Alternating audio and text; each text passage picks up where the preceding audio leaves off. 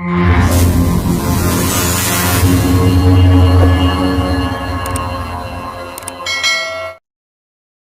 ತರಗತಿಯಲ್ಲಿ BM ಶ್ರೀಕಂಠಯ್ಯ ಅವರು ಬರೆದಿರುವ ಕಾಣಿಕೆ ಪದ್ಯ ಭಾಗದ ಬಗ್ಗೆ ತಿಳಿದುಕೊಳ್ಳೋಣ. ಪದ್ಯಕ್ಕೆ ಹೋಗೋಕೆ ಮೊದಲು ಕವಿ ಪರಿಚಯವನ್ನ ನೋಡೋಣ.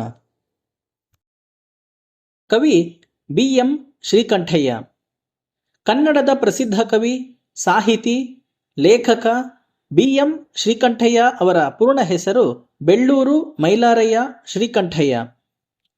ಇವರಿಗೆ ಇರುವಂತಹ ಬಿರುದುಗಳು ಕನ್ನಡದ ಕಣ್ವ, ಕರ್ನಾಟಕದ ಆಚಾರ್ಯ ಪುರುಷ, ರಾಜ ಸೇವಾಸಕ್ತ. ಇವರ ಕಾವ್ಯನಾಮ ಶ್ರೀ. ಇವರು ಜನವರಿ 3, 1884ರಲ್ಲಿ ಜನಿಸಿದರು. ಇವರ ಸ್ಥಳ ತುಮಕೂರು ಜಿಲ್ಲೆಯ ತುರುವೇಕೆರೆ ತಾಲೂಕಿನ ಸಂಪಿಗೆ ಗ್ರಾಮ. ಇವರ ಕೃತಿಗಳು ಇಂಗ್ಲಿಷ್ ಗೀತೆಗಳು, ಗದಾಯುದ್ಧ ನಾಟಕಂ, ರಜತ ಮಹೋತ್ಸವ, ಪಾರಸಿಕರು, ಹೊಂಗನಸು, ಕನ್ನಡ ಸಾಹಿತ್ಯ ಚರಿತೆ, ಇಸ್ಲಾಂ ಸಂಸ್ಕೃತಿ, ಕನ್ನಡ ಬಾವುಟ ಇತ್ಯಾದಿ. ಗೌರವ ಪುರಸ್ಕಾರಗಳು. ಮೈಸೂರು ಮಹಾರಾಜರು BM ಶ್ರೀ ಅವರಿಗೆ ರಾಜ ಸೇವಾಸಕ್ತ ಎಂಬ ಬಿರುದನ್ನು ನೀಡಿದ್ದಾರೆ. BM ಶ್ರೀ ಅವರು ಗುಲ್ಬರ್ಗದಲ್ಲಿ ನಡೆದ 14ನೇ ಅಖಿಲ ಭಾರತ ಕನ್ನಡ ಸಾಹಿತ್ಯ ಸಮ್ಮೇಳನದ ಅಧ್ಯಕ್ಷರಾಗಿದ್ದರು. ಅಲ್ಲದೆ ಕನ್ನಡ ಸಾಹಿತ್ಯ ಪರಿಷತ್ತಿನ ಉಪಾಧ್ಯಕ್ಷರಾಗಿದ್ದರು. ಪದ್ಯವನ್ನು ಒಂದು ಬಾರಿ ಓದುತ್ತೇನೆ, ತದನಂತರ ಪದ್ಯದ ಸಂಪೂರ್ಣ ಸಾರಾಂಶವನ್ನು ತಿಳಿಯೋಣ. ಪದ್ಯ ಕಾಣಿಕೆ. ಕವಿ BM ಶ್ರೀಕಂಠಯ್ಯ. ಮೊದಲು ತಾಯ ಹಾಲ ಕುಡಿದು ಲಲ್ಲೆಯಿಂದ ತೊದಲಿ ನುಡಿದು ಗೆಳೆಯರೊಡನೆ ಬೆಳೆದು ಬಂದ ಮಾತದಾವುದು, ನಲ್ಲೆಯೊಲವ ತೆರೆದು ತಂದ ಮಾತದಾವುದು. ಸವಿಯ ಹಾಡ ಕಥೆಯ ಕಟ್ಟಿ ಕಿವಿಯಲೆರೆದು ಕರುಳ ತಟ್ಟಿ ನಮ್ಮ ಜನರು ನಮ್ಮ ನಾಡು ನಮ್ಮ ಕವಿಗಳೆಂಬ ಕೋಡು ತಲೆಗದಾವುದು. ಕನ್ನಡ ನುಡಿ ನಮ್ಮ ಹೆಣ್ಣು ನಮ್ಮ ತೋಟದಿನಿಯ ಹಣ್ಣು, ಬಳಿಕ ಬೇರೆ ಬೆಳೆದ ಹೆಣ್ಣು ಬಳಿಗೆ ಸುಳಿದಳು. ಹೊಸದು ರಸದ ಬಳ್ಳಿ ಹಣ್ಣು ಒಳಗೆ ಸುಳಿದಳು. ಪಡುವ ಕಡಲ ಹೊನ್ನ ಹೆಣ್ಣು ನನ್ನ ಜೀವ ದುಸಿರು ಕಣ್ಣು, ನಲಿಸಿ ಕಲಿಸಿ ಮನ ಒಲಿಸಿ ಕುಣಿಸುತ್ತಿರುವಳು. ಒಮ್ಮೆ ಇವಳು ಒಮ್ಮೆ ಅವಳು ಕುಣಿಸುತ್ತಿರುವಳು.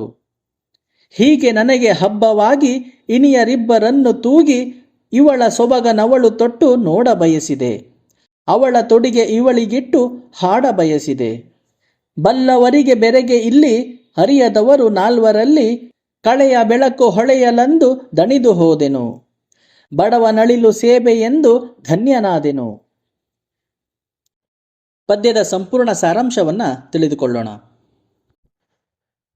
ಮಾತೃಭಾಷೆಯನ್ನು ಕಲಿಯುವ ಪ್ರತಿಯೊಂದು ಜೀವಿಯು ತನ್ನ ನೆಲದ ಸೊಗಡನ್ನು ತನ್ನೊಳಗೆ ಬಂಧಿಸಿಕೊಂಡಿರುವುದು ಕನ್ನಡ ನುಡಿಯಲ್ಲಿ.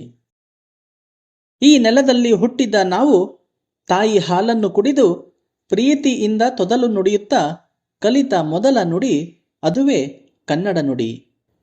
ತನ್ನ ಗೆಳೆಯರೊಡನೆ ಆಡುತ್ತಾ ಬೆಳೆಯುತ್ತಾ ಆಡಿದ ಮಾತುಗಳು ಕನ್ನಡ ನುಡಿ. ನಲ್ಲೆಯ ಜೊತೆ ಪ್ರೀತಿಯಿಂದ ಆಡಿದ ಮಾತುಗಳು ಕನ್ನಡ ನುಡಿ. ಮನಸ್ಸಿನಲ್ಲಿರುವ ತನ್ನ ಭಾವನೆಗಳನ್ನು ವ್ಯಕ್ತಪಡಿಸುವ ಮಾತು ಕನ್ನಡ ನುಡಿ ಎಂದು ಕವಿ ಮಾತೃಭಾಷಾ ಪ್ರೇಮದ ಬಗ್ಗೆ ಹೇಳುತ್ತಿದ್ದಾರೆ. ಸವಿಯಾದ ಕನ್ನಡ ನುಡಿಯಲ್ಲಿಯೇ ಹಾಡನ್ನು ಹಾಡಿ ತಮಗಿಷ್ಟವಾದ ಕಥೆಯನ್ನು ಕಟ್ಟಿ ಕಿವಿಯಲ್ಲಿಯೇ ಬಿದ್ದ ಕರುಳ ಬಳ್ಳಿಯಿಂದ ಬಂದ ಮಾತು ಅದುವೇ ನಮ್ಮ ಕನ್ನಡ ನುಡಿ. ನಮ್ಮ ಹಿಂದಿನ ಕವಿಗಳು ರಚಿಸಿದ ಕಾವ್ಯಗಳು ನಮಗೆ ಗರ್ವವನ್ನು ಮೂಡಿಸಿದೆ. ನಮ್ಮ ಕನ್ನಡ ಜನರು, ನಮ್ಮ ನಾಡು, ನಮ್ಮ ಕವಿಗಳು ಎಂಬ ಕೋಡು ಕನ್ನಡಿಗರ ತಲೆಯಲ್ಲಿ ಬೆಳೆದಿದೆ ಎಂದು ಕವಿ ಕನ್ನಡ ನುಡಿಯ ಶ್ರೀಮಂತಿಕೆಯ ಬಗ್ಗೆ ಹೇಳುತ್ತಿದ್ದಾರೆ.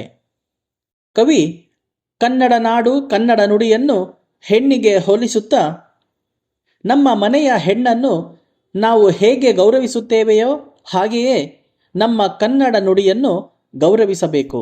ಕನ್ನಡ ನುಡಿ ನಮ್ಮ ತೋಟದಲ್ಲಿ ಬೆಳೆದಿರುವ ಹಣ್ಣು.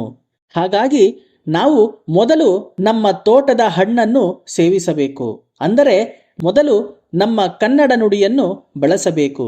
ತದನಂತರ ಬೇರೆ ತೋಟದ ಹಣ್ಣು ಅಂದರೆ ಬೇರೆ ಭಾಷೆಗಳು ಎಂದು ಕವಿ ಕನ್ನಡ ನುಡಿಗೆ ಮೊದಲ ಆದ್ಯತೆಯನ್ನು ನೀಡಬೇಕೆಂದು ಹೇಳುತ್ತಿದ್ದಾರೆ. ಕನ್ನಡ ಭಾಷೆಗೆ ಮೊದಲ ಆದ್ಯತೆ ನೀಡಿದ ಕವಿ ನಂತರದ ಆದ್ಯತೆಯನ್ನು ಇಂಗ್ಲಿಷ್ ಸಾಹಿತ್ಯಕ್ಕೆ ನೀಡುತ್ತಿದ್ದಾರೆ. ನಮ್ಮ ಕನ್ನಡದ ಸಂಸ್ಕೃತಿಯ ಜೊತೆ ಬೇರೆ ಭಾಷೆಯ ಸಂಸ್ಕೃತಿಯನ್ನು ಅಳವಡಿಸಿಕೊಳ್ಳುವುದರಲ್ಲಿ ತಪ್ಪಿಲ್ಲ ಎನ್ನುತ್ತಾರೆ. ಇಂಗ್ಲಿಷ್ ಭಾಷೆಯು ಹೊಸ ರುಚಿಯ ರಸದ ಬಳ್ಳಿ ಹಣ್ಣಿನ ರೀತಿಯಲ್ಲಿ ಕನ್ನಡ ಸಾಹಿತ್ಯದ ಒಳಗೆ ಬಂದಿದೆ. ಇಂಗ್ಲಿಷ್ ಭಾಷೆಯನ್ನು ಕವಿ ಪಶ್ಚಿಮ ಸಮುದ್ರದ ಚಿನ್ನದ ಸಾಹಿತ್ಯ ಎಂದು ಕರೆಯುತ್ತಿದ್ದಾರೆ. ಇಂಗ್ಲಿಷ್ ಭಾಷೆ ನನ್ನ ಜೀವನದ ಉಸಿರು, ನನ್ನ ಕಣ್ಣು, ನನ್ನನ್ನು ಸಂತೋಷಪಡಿಸಿ ಕಲಿಸಿ ಮನವನ್ನ ಒಲಿಸಿ ಮೆರೆಸುತ್ತಿದೆ ಎಂದು ಇಂಗ್ಲಿಷ್ ಭಾಷೆಯನ್ನು ವರ್ಣಿಸುತ್ತಿದ್ದಾರೆ. ಒಂದು ಬಾರಿ ಕನ್ನಡ ಸಾಹಿತ್ಯ, ಮತ್ತೊಂದು ಬಾರಿ ಇಂಗ್ಲಿಷ್ ಸಾಹಿತ್ಯಗಳು ಕವಿಗಳನ್ನು ಮೆರೆಸುತ್ತಿವೆ. ಹೀಗೆ ಕವಿಗಳಿಗೆ ಹಬ್ಬವಾಗಿ ಎರಡೂ ಭಾಷೆಯ ಸಾಹಿತ್ಯವನ್ನು ತೂಗಿ ಎರಡೂ ಭಾಷೆಗಳು ಅದರ ಸೊಬಗನ್ನು ಇದು, ಇದರ ಸೊಬಗನ್ನು ಅದು ಸವಿಯುವುದನ್ನು ಕವಿ ನೋಡಬಯಸಿದರು. ಕನ್ನಡ ಸಾಹಿತ್ಯವನ್ನು ಇಂಗ್ಲಿಷ್ ಸಾಹಿತ್ಯದಲ್ಲಿ ತಿಳಿಸಬೇಕೆಂದು ಕವಿ ಬಯಸುತ್ತಾರೆ. ತಿಳಿದವರಿಗೆ ಇವರ ನಡೆ ಆಶ್ಚರ್ಯ ಇರಬಹುದು. ಗೊತ್ತಿಲ್ಲದೆ ಇರುವವರಿಗೆ ಎರಡೂ ಸಾಹಿತ್ಯದ ಗೆಳೆತನದ ಬಗ್ಗೆ ಬೆಳಕು ಮೂಡಿಸುವಲ್ಲಿ ಕವಿ ಪ್ರಯತ್ನ ಪಡುತ್ತಿದ್ದಾರೆ.